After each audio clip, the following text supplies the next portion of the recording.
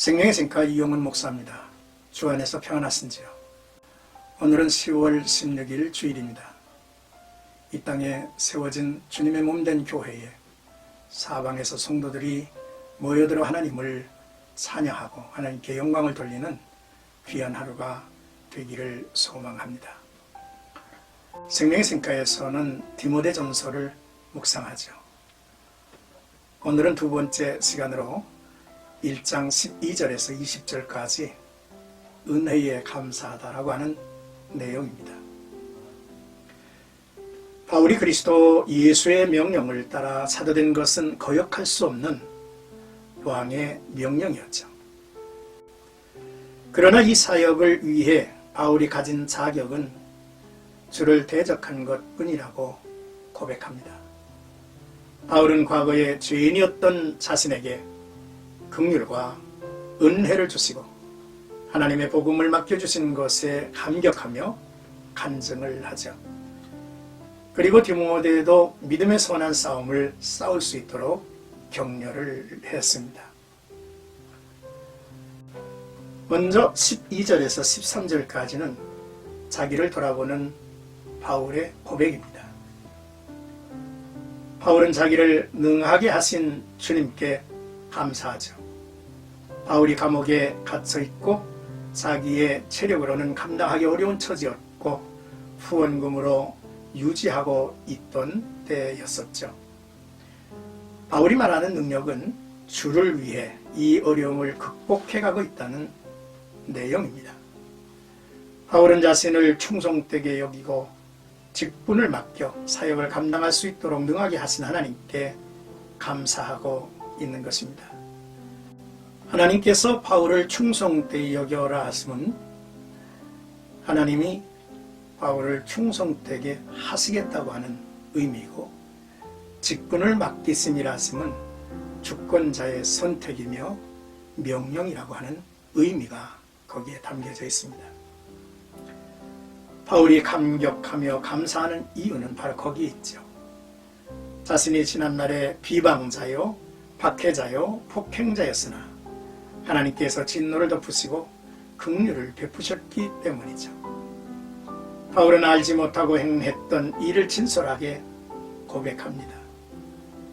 바울은 유대교의 믿음을 왜곡하는 그리스도인들을 박해하는 것이 하나님을 섬기는 것이라고 믿었던 사람이죠. 그리고 당시 최고의 율법 선생이었던 가말리엘 문화에서 최고의 교육을 받은 사람이기도 했죠. 그럼에도 하나님의 뜻과 복음을 알지 못했던 영적 무지의 상태였음을 고백하며 스스로 죄인 중에 내가 괴순이라 라고 고백을 했습니다. 14절에서 17절까지는 하나님을 향한 바울의 감사입니다. 이제 바울의 감사는 하나님을 향하죠. 우리 주의 은혜가 그리스도 예수 안에 있는 믿음과 사랑과 함께 넘치도록 풍성하였도다. 미쁘다 모든 사람이 받을 만한 이 말이여, 그리스도 예수께서 죄인을 구원하시려고 세상에 임하셨다 하였도다 라고 했습니다. 내가 죄인 중에 괴수로 내가 긍휼을 입은 것은 내가 먼저 주님을 부르고 찾음도 아니라는 것입니다. 참으로 놀라운 것은 예수 그리스도께서 내게 먼저 일체 오래 참으심을 보이사 라는 것이죠. 그렇습니다. 바울은 주께서 기다려주지 아니하셨더라면 저는 멸망했을 것입니다. 주님의 인내, 기다림이 우리에게 구원이 된 것이죠. 이뿐 아니라 바울에게 이어지는 감격과 소망은 후에 주를 믿어 영생 얻는 자들에게 본이 되게 하려 하심이라는 사실입니다. 이제 바울은 하나님의 일꾼으로 세상을 구원하시려는 하나님의 도구가 되었습니다. 바울의 입에서 영원하신 왕, 곧 썩지 아니하시고 보이지 아니하고 홀로 하나이신 하나님께 존귀와 영광이 영원 무궁토록 있을지어다 아멘이라는 찬송이 저에게서 절로 나온 것이죠. 바울의 이야기는 바로 우리 한 사람 한 사람의 이야기며 고백이어야 한다고 하는 사실을 가르쳐주고 있죠. 이제 18절에서 20절까지는 바울의 명령입니다. 바울은 디모데를 향하여 이야기를 이어가죠. 아들 디모데야, 내가 네게 이 교훈으로 명하노니 전에 너를 지도한 예언을 따라 그것으로 선한 싸움을 싸우며 라고 했습니다. 지금까지 이야기한 교훈, 곧 그리스도의 복음을 가지고 당당하게 나가서 싸우라는 명령이죠. 이 명령은 군주나 군대의 지휘관이 쓰는 단어입니다. 이는 이해하고 판단하고 내가 받아들인다고 하는 의미에 앞서 그 어떤 거역도 불가하다라고 하는 단어인 것입니다. 이처럼 성도는 하나님의 말씀에 근거해서 영적 전쟁을 하죠. 이 싸움의 분명한 이유와 동기는 하나님의 말씀에 대한 믿음, 그것을 지키려고 하는 선한 착한 양심이 우리에게 있기 때문입니다. 그리고 믿음과 착한 양심은 복음을 믿는 사람을 합당한 삶으로 이끌어 표면적 그리스도인의 삶의 증거가 될 것입니다. 성도에게서 표면적 삶의 증거가 없으면 그의 믿음은 능력을 잃고 영적인 파멸까지 이르게 될 것이라는 사실을 기억해야 합니다. 이 같은 사람들을 믿음에 관하여 파선한 자라고 바울은 표현합니다. 파선했다는 말은 다시는 진리에 대한 믿음을 가질 수 없도록 완전히 타락한 상태를 말하는 것으로 믿음을 파선한 자의 예를 들죠. 그 가운데 후메네오와 알렉산더가 있으니 내가 사탄에게 내어준 것은 그들로 훈계를 받아 신성을 모독하지 못하게 하려 함이라 했습니다.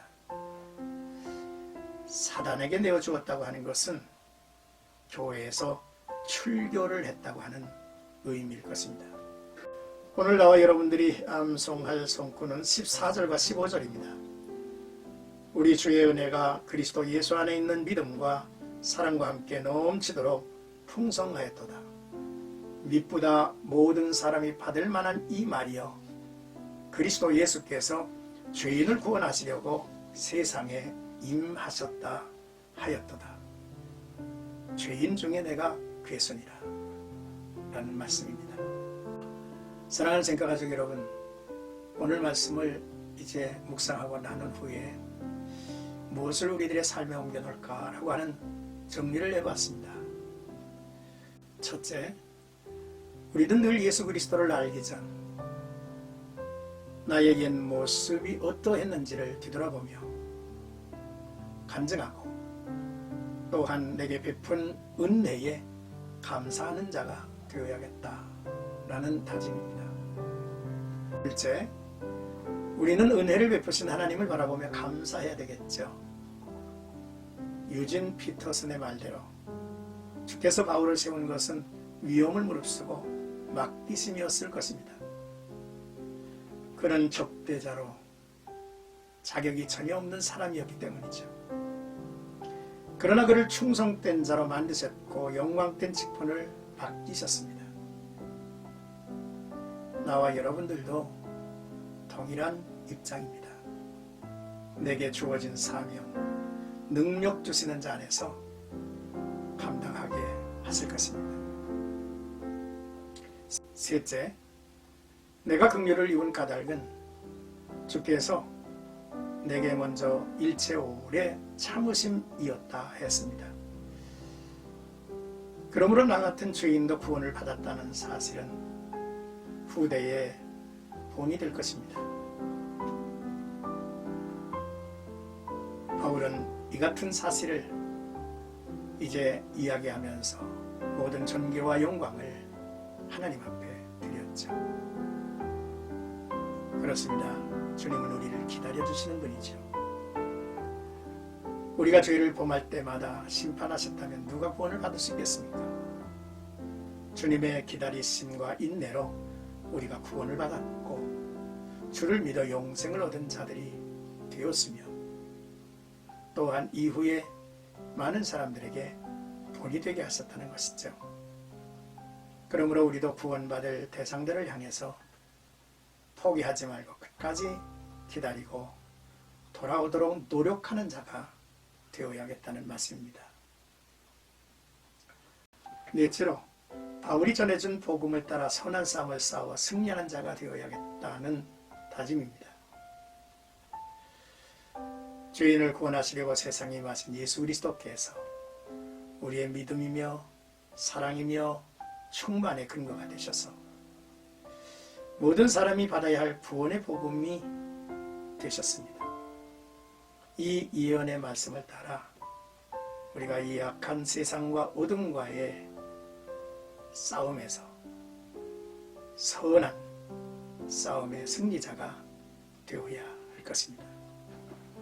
오늘도 나와 여러분들의 삶 속에 정말로 전에는 그리고 이제는 전혀 차원이 다르며 그 존재감이 바뀐 하나님의 자녀로 이 세상을 하나님의 거룩한 빛을 비추며 살아가는 나와 여러분들이 되시기를, 영적 싸움에서 승리하는 사람들이 되시기를 주님의 이름으로 축복합니다.